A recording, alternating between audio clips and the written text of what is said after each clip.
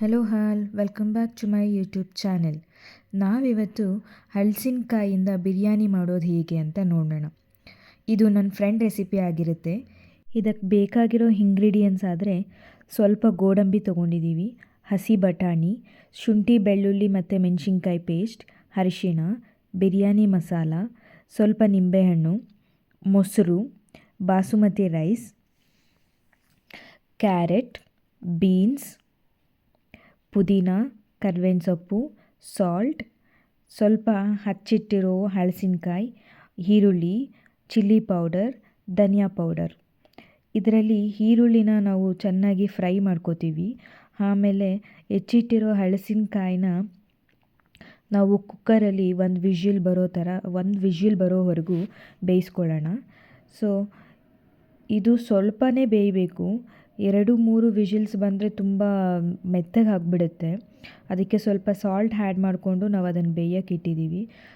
So ಸೈಡಲ್ಲಿ ಇವಾಗ ನಾವು ಒಂದು ಬೌಲಿಗೆ ಮಸಾಲೆ ಮಿಕ್ಸ್ ಮಾಡ್ಕೊಳ್ಳೋಣ. ಅದಕ್ಕೆ ಸ್ವಲ್ಪ ಮೊಸರು, ಅಚ್ಚ ಖಾರದ ಪುಡಿ, ಬಿರಿಯಾನಿ ಮಸಾಲ, ಅರಿಶಿಣ, ಖಾರದ ಪುಡಿ, ಉಪ್ಪು, ನಾವು ಪೇಸ್ಟ್ ಮಾಡಿಟ್ಟಿರೋ ಅಂಥ ಶುಂಠಿ ಬೆಳ್ಳುಳ್ಳಿ ಪೇಸ್ಟ್ ಏನೇನು ಇಟ್ಕೊಂಡಿದ್ವೋ ಅದನ್ನೆಲ್ಲ ಹಾಕಿ ಮಿಕ್ಸ್ ಮಾಡಿ ಲಾಸ್ಟಲ್ಲಿ ಲೆಮನ್ನ ಸ್ವಲ್ಪ ಹಾಕಬೇಕು.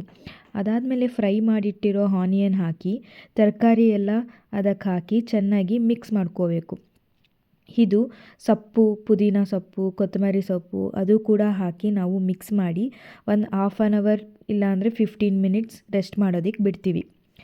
ನೋಡಿ, ಈ ನಮ್ಮ ಮಕ್ಕಳೇ ನಮಗೆ ತರಕಾರಿ ಎಲ್ಲ ಕಟ್ ಮಾಡೋದಕ್ಕೆ ಹೆಲ್ಪ್ ಮಾಡಿದ್ದು. ಇವನು ನನ್ನ ಫ್ರೆಂಡ್ ಮಗ ಜಶ್ವಿಕ್ ಅಂತ, ಇವಳು ವಿಹಾರಿಕಾ ಅಂತ. ಇವಳು ಬಟಾಣಿ ಎಲ್ಲ ಬಿಡಿಸ್ಕೊಟ್ಲು, ಅವನ್ನೆಲ್ಲ ಹೆಚ್ಚಿಕೊಟ್ಟ. ಸೊ ಎಲ್ಲರೂ ಅದೆಲ್ಲ ನೋಡೋ ಅಷ್ಟೊತ್ತಿಗೆ ಒಂದು ವಿಷಿಲ್ ಬಂತು.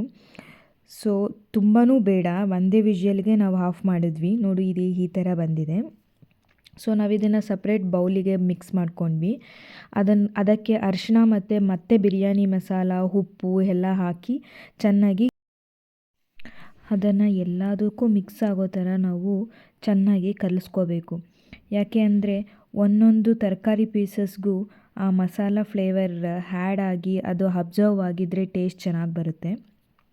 ಇನ್ನೊಂದು ಕಡೆ ನಾವು ಬಿಸಿ ನೀರು ಕಾಯಿಸ್ಕೊತಾ ಇದ್ವಿ.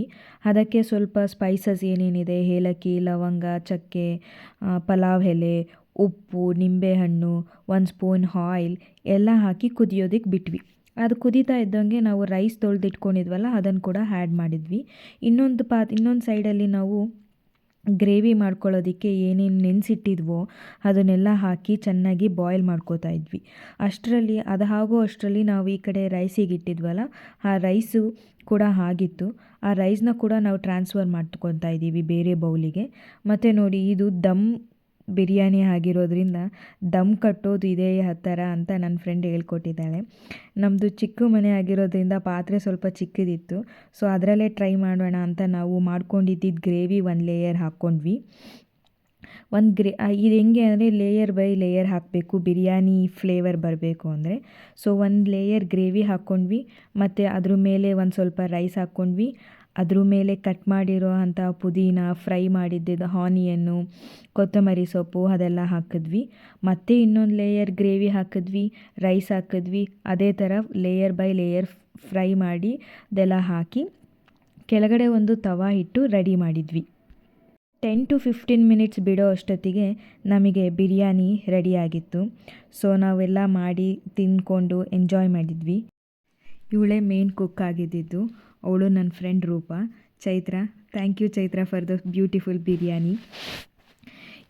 ಇನ್ನೂ ಒಬ್ಬಳು ನನ್ನ ಫ್ರೆಂಡ್ ಭವ್ಯ ಅಂತ, ಅವಳು ಮಕ್ಕಳು